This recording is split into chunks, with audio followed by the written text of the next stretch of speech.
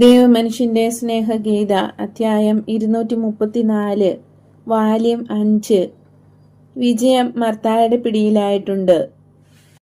ഈശോ ഒരു വഞ്ചിയിൽ കയറാൻ തുടങ്ങുകയാണ്.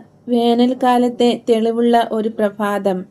തടാകത്തിന്റെ ഉപരിതലത്തിൽ റോസാപ്പൂക്കൾ വാരി വിതറിയ പോലെ കൊച്ചോളങ്ങളിൽ പ്രഭാത സൂര്യൻ പ്രതിബിംബിക്കുന്നു. അതാ മർത്തായും പരിചാരികയും എത്തിയിട്ടുണ്ട്.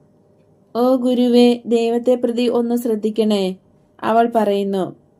ഈശോ കരയിലേക്ക് തിരിച്ചുവന്ന് അപ്പൊസ്തലന്മാരോട് പറയുന്നു, "നിങ്ങൾ പോയി വെള്ളപ്പാച്ചിലിന്റെ ആ ഭാഗത്ത് എന്നെ കാത്തിരിക്കൂ.